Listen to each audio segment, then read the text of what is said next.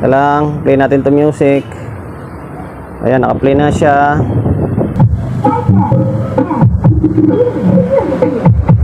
Ayan. Lakas din, oh. Sa totoo lang, malakas itong si E5. Wag lang baragin ng todo. So yun guys, welcome to my vlog. Ayun, for today's video, bali meron tayo ulit dito dayong gawain. Medyo matagal-tagal din, mga buwan din bago tayo nakatanggap ulit ng Ace na CE5. Ayan, Ace na CE5 galing may karton to, tingnan lang, tingnan natin. Ito yung karton nyo. Ayan, galing kay Sir Cabuyao City, Laguna. Ayan, Alpi Pugapong. Ang issue, naka-clip kahit naka-off, sumihina ang audio, tapos i-fix bias. Okay, yun na yung issue. If i-fix bias, tapos mahina daw yung audio, and then naka-clip daw kahit naka-off. Ito papaliwanag ko sa inyo. Meron kasi talagang design ng amplifier na once na pag i-off mo siya, di ba naka-kuan siya, naka-active. Tapos pag i-off mo, maya-maya nun, iilaw yung clip niyan. Iilaw yung clip. Na normal lang yun. Galing yun sa may supply ng power supply. Yan, hindi kasi kaagad bumababa yung voltahe. Mag-unti siya, kaya yung clip umiilaw. Normal lang yun. Meron talagang amplifier na ganun. Tapos umihina daw yung audio, hindi ko na ganong kanya kung saan galing. Tapos ipipix bias, okay? Hindi, tinisting ko na ito Pakita ko nga sa inyo. Yan, unang-una sa lahat, shoutout sa may-ari nito. Maraming salamat sir sa pagkakatiwala mo ng unit mo rito sa akin. Dalawa itong dinala sa akin. Meron pang equalizer, exciter ito, exciter. Yung exciter yata, baka yun yung ibig niya sabihin na mahina or basta, bahala na. Dito na lang muna tayo mag-focus. Ayan, pakita ko sa inyo Tinisting ko may normal naman yung audio niya. Teka lang lagyan ko ng audio Okay, ito yung cellphone natin na isa. Play natin to. Normal naman Hindi ko lang mag-gets kung baka yung ibig sabihin niya yung doon sa may exciter. Normal naman tunog Ngayon, i-off natin. Baka ito yung pinaka-concern niya. Atayin nyo ayan Magki-clip yan, normal yan. Maya-maya mawawala yan kapag na-drain na yung capacitor doon. Tayo natin. Hanggat kasi may voltahe pa doon sa may capacitor na stock, iilaw ito. Hanggang sa unti-unti magdi-discharge, mawawala yan. Tingnan nyo, humihina na siya Tayo natin. Normal lang yan. Normal yan sa amplifier. Ayan, humina na. So ngayon, bali ito yung mission natin for today's video. Bali, yung clip na yan, hindi natin matatanggal yan. Normal lang yan. Ang gagawin na lang natin dito is i-fix bias na lang natin. Kasi yun ang isa sa concern ni Sir yung i-fix bias natin. Ayan nawawala na siya So ngayon, bali tatanggalin ko lang muna itong takip. Tapos, diretso na tayo tirada. Pero bago natin gawin yan, siyempre promotion muna tayo agad. Sa mga hindi pa nakapag-follow, paki-follow. And then siyempre, paki-share ng video natin sa my Facebook, YouTube channel. Sa mga hindi pa nakapag-subscribe, paki-subscribe, like, share. And then siyempre, paki-hit ng bell button sa gilid para updated ka sa mga susunod na video na i-upload ko. So ngayon, tanggalin ko lang muna itong takip para dire-diretso na tayo. Mabilisan lang. For today's video, bali meron tayo ulit dito dayong gawain. Medyo matagal-tagal din mga buwan din bago tayo nakatanggap ulit ng Ace na CE5. Ayan, Ace na CE5 galing may karton to tingnan lang, tingnan natin. Ito yung karton nyo. Ayan, galing kay Sir Cabuyao City, Laguna. Ayan, Alpi Pugapong. Ang issue, naka-clip kahit naka-off, sumihina ang audio, tapos i-fix bias. Okay, yun na yung issue. If i-fix bias, tapos mahina daw yung audio, and then naka-clip daw kahit naka-off. Ito papaliwanag ko sa inyo. Meron kasi talagang design ng amplifier na once na pag i-off mo siya, di ba nakakuan siya, naka-active. Tapos pag i-off mo, maya-maya nun, iilaw yung clip niyan. Iilaw yung clip. Na normal lang 'yun. Na normal lang 'yun. Galing 'yun sa may supply ng power supply. Yan, hindi kasi kaagad bumababa yung voltahe. Magkakunti-unti siya, kaya yung clip umiilaw. Normal lang 'yun, normal lang 'yun. Meron talagang amplifier na ganun. Tapos umihina daw yung audio, hindi ko na ganong kanya kung saan galing. Tapos ipipix bias, okay? Hindi, tinisting ko na ito eh. Tinisting ko na. Pakita ko nga sa inyo. Yan, unang-una sa lahat, shoutout sa may-ari nito ah. Maraming salamat sir sa pagkakatiwala mo ng unit mo rito sa akin. Dalawa itong dinala sa akin. Meron pang equalizer, exciter ito, exciter. Yung exciter yata, baka yun yung ibig niya sabihin na mahina or basta, bahala na. Dito na lang muna tayo mag-focus. Ayan, pakita ko sa inyo ah. Tinisting ko eh. Normal naman yung audio niya. Teka lang ha, lagyan ko ng audio ah. Ito yung cellphone natin na isa. Play natin to. Normal naman oh. Hindi ko lang mag-gets kung baka yung ibig sabihin niya yung doon sa may exciter. Normal naman tulog oh. Ngayon, i-off natin. Baka ito yung pinaka-concern niya. Atayin nyo ah. Ayan oh. Magkiklip yan. Normal yan. Maya-maya mawawala yan kapag na-drain na yung kapasitor doon. Atayin natin.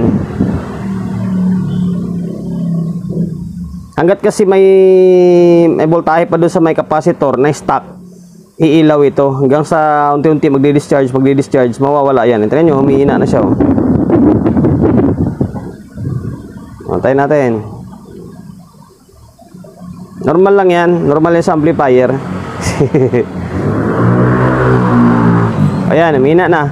So ngayon, bali ito yung mission natin for today's video. Bali, yung clip na yan, hindi natin matatanggal yan. Normal lang yan. Ang gagawin na lang natin dito is i-fix bias na lang natin. Kasi yun ang isa sa concern ni Sir eh. Yung i-fix bias natin. Ayan o, nawawala na siya oh. So ngayon, bali tatanggalin ko lang muna itong takip. Tapos, diretso na tayo tirada. Pero bago natin gawin yan, siyempre promotion muna tayo agad. Sa mga hindi pa nakapag-follow, paki-follow. And then siyempre paki-share ng video natin sa my Facebook, YouTube channel. So mga hindi pa nakapag-subscribe, paki-subscribe, like, share. And then siyempre paki-hit ng bell button sa gilid para updated ka sa mga susunod na video na i-upload ko. So ngayon, tanggalin ko lang muna itong takip. Tanggal ko na yung takip. Bagong-bago, kung mapapansin nyo, yung harap, bago. Kasi may karton pa ito yo. Yung laman loob, alas wala pang kadumi-dumi oh. Ibig sabihin, bagong-bago ito.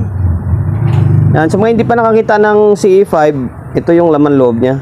Supply niyan ay 80-40. Yan, 80-40 yung supply niya.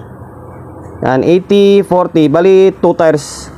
Halos magkasing lakas sila ng Trident na CE7. Yung CE7, 80-40 rin yun. Diba? Papipiliin ka sa CE7 or sa CE5 ng Ace. Paras lang, diba? Okay, tapos meron siyang 2, 4, 6. Ito lang nagkatalo. Bali, ito, parang 8 yata yung sa Trident na CE7 eh.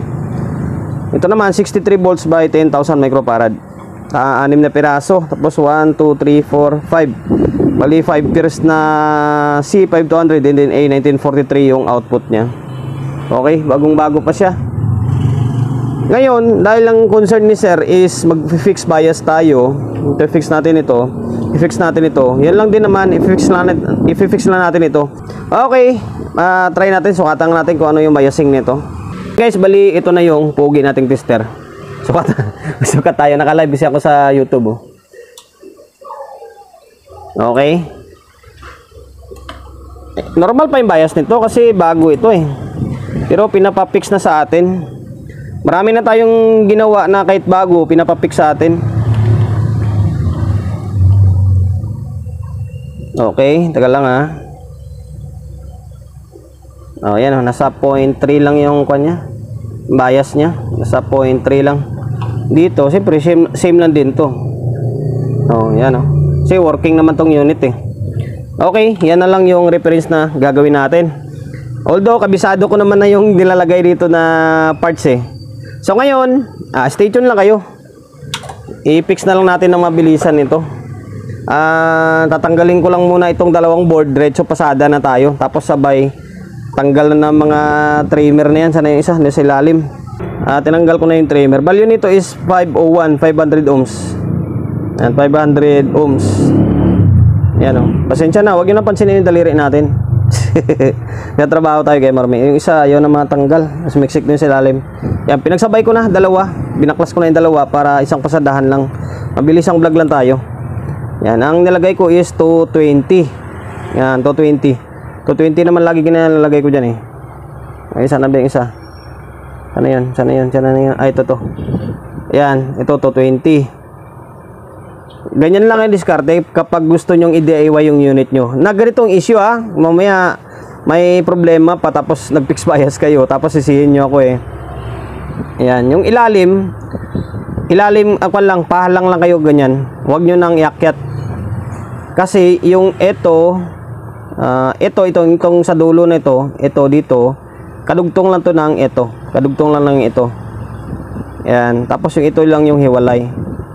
Sa ganitong disenyo baka mamaya ibang unit yung meron kayo tapos pinaganyan nyo. Kasi merong ibang design yung trimmer is hiwalay. Dito magkasama rito tapos hiwalay siya diyan. Tapos hiwalay papunta rito. Katulad ng sa may Magus, hiwalay yun. Ito, magkasama yung ito tsaka ito. Ayan, okay, na-fix na natin to. Ngayon ibabalik lang muna natin tapos obserbahan natin. Kanina, napansin ko pala, kaya palang mahina. Siguro sabi ni sir, kasi nakalupas siya. Nakalupas yung switch. Ngayon, nung sinwitch ko sa pass, yun, magkakaroon siya. Lalakas yun kasi magkakaroon ng boses. Kapag nakalupas kasi, kalabog lang yun, malalim yung tunog. Medyo mahina yung dating niya. Okay, so ngayon, ibabalik ko lang muna itong board and then sukatan natin. Binalik ko na yung board, hindi lang nakatornilyo. Bali, dadagdagan ko na lang pala ng fuse ito. Maglalagay na lang tayo ng fuse para matuwa si bossing. Lagyan natin ng fuse ito kasi wala itong fuse. Kapag walang fuse to, madalas na na-encounter ko nasusunog yung board. Ngayon, lagyan natin ng fuse para matuwa yung may-ari. Okay, magsukat tayo ulit. Hindi pa naka-plug in. Ayan, naka-plug in na. Nahirapan ako. Nagla-live ako sa YouTube eh.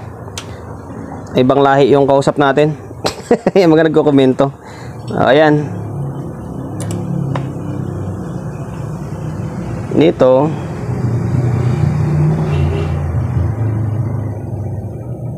medyo mababa ng konti dapat 220, 200 ohms lang dapat pala ito. Mali mali tayo. Nasa 0.25 lang siya, medyo mababa na konti. Balik natin sa dati kung nasa 0.3 siya. Palit tayo, gawin nating 200 ohms. Meron kasing minsan resistor na 220, pasok na sa 0.33. 0.3. Minsan naman merong resistor na 220 na baba yung kanya. Hindi siya talagang eksakto kasi yung point lang ng resistor kasi na ilalagay mo diyan, iba na yung bias niya. Palitan natin, gawin natin siyang 200 na lang.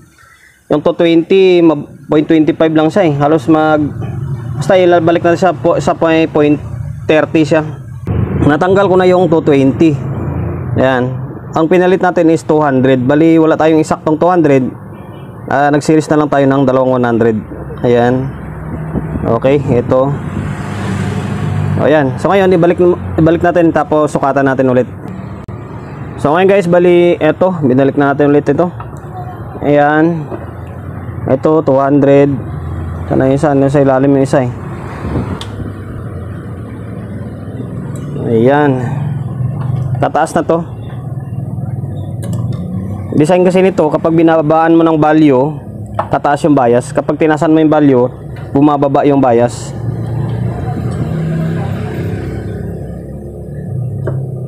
Ayan, pwede na to. Parang yung kanina lang. Yung sa stock niya. Ayan. Nasa halos magpo 0.3 na. Ayan o. Okay. Goods na ito. Ngayon, bago natin lagyan ng audio to, para isang galawan lang tayo, maglagay na ako ng fuse. Lagyan natin ng fuse to para matuwa si bossing. Mas okay to kasi may fuse na siya. Hindi basta-basta masunog yung board. Naglagay na ako ng speaker, dalawang speaker. Iwan ko kung ilan umandar dyan. Pasensya na kayo sa background natin ha. Yung alin sa gitna, hindi sa baba na speaker box natin. Tapos itong audio source natin is itong laptop. Rekta tayo, wala tayong processor. Setup doon, naka-stereo and then naka-pass siya. Naka-pass. Tapos kalimutan ko pala kanina guys sabihin, itong fuse na gamit ko is 15 ampere yan. 15 ampere. Ayan. Okay.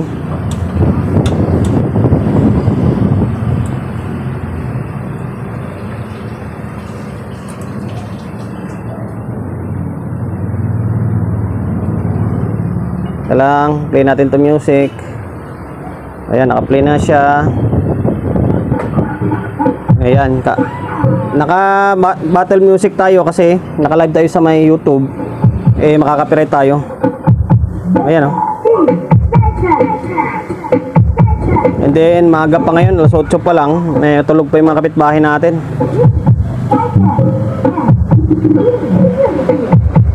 Ayan. Lakas din oh. Sa totoo lang malakas itong CE5. Wag lang baragin ng todo. So yun lang guys, hanggang dito na lang yung vlog natin. Sana nakapagbigay idea ako sa mga kapwa natin technician na yung medyo bago-baguhan pa lang na gustong matuto or maka-encounter ng itong klaseng unit na ganun yung proseso na gawin nila katulad sa gawa natin. Eh nakapagbigay idea tayo yung pag-fix bias. Tapos yun pag-add ng fuse. Yon, sir from nakalimutan ko na. Taga Laguna ba ito? Nakalimutan doon yung pangalan sa may karton eh. Maraming salamat sa pagkakatiwala mo ng unit mo rito sa akin. Eh susunod ko na lang yung exciter mo.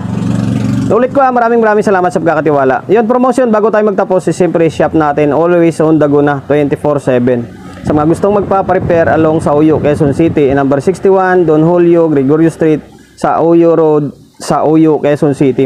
Social media pages natin, sa mga hindi pa nakapag-follow, paki-follow, and then siyempre paki-share ng video natin sa my Facebook, YouTube channel. Sa mga hindi pa nakapag-subscribe, paki-subscribe, like, share, and then siyempre paki-hit ng bell button sa gilid para updated ka sa mga susunod na video na i-upload ko. Ingat, God bless, and then peace atin lahat.